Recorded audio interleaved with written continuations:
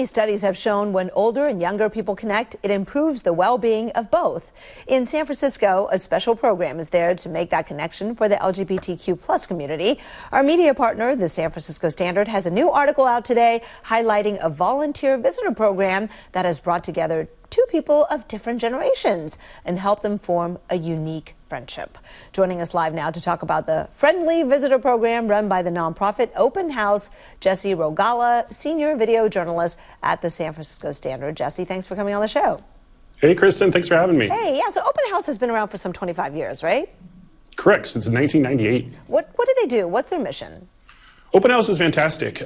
They were formed with the idea that as members of the LGBTQ plus community enter their senior years, they're in need of housing, support systems, and community most of all. And so they center their work around that, while also honoring the really diverse perspectives that members of this community have and helping them share them both within the community and people outside of the community as well. And you tell the story of one of its programs, the Friendly Visitor Program, through the pair that we just saw in video, an unlikely pair of friends put together through this program. So tell us about the program and tell us about these two.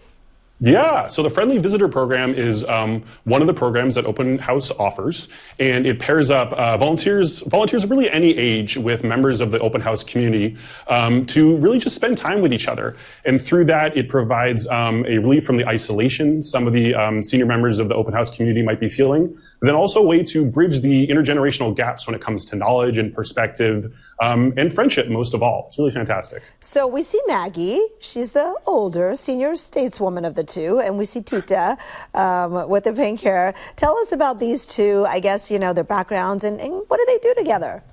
Yeah, Maggie and Tita are fantastic. So they do all sorts of stuff. They go for short walks around Maggie's neighborhood, which is in the Western Addition. Their favorite place is a sushi spot right around the corner, and they also get coffee together sometimes. They hang out in Maggie's apartment, swapping stories, sharing advice. I've also heard that Tita likes to show Maggie TikTok sometimes, which is fantastic as part of the new generation of media consumption. But really, I think the story of when they met was really the most fascinating thing of all. So when Tita was first signing up for the program, she's 25.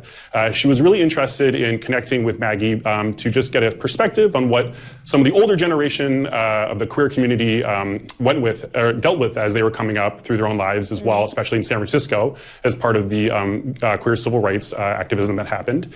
But when Maggie was first hearing about Tita, she wasn't so sure in the first place. She told us that she was really looking for someone identified as a lesbian like she did, and when she heard that Tita was bisexual, she wasn't quite sure, but as soon as she met Tita, she was just taken aback with Tita's curiosity, both for Maggie's own past, the history of queer activism in San Francisco, and also just how they instantly seemed to click on a number of different levels when it came to their lives as well. And why is having a program like this especially important for seniors in the queer community? And I guess especially more so, right, after COVID?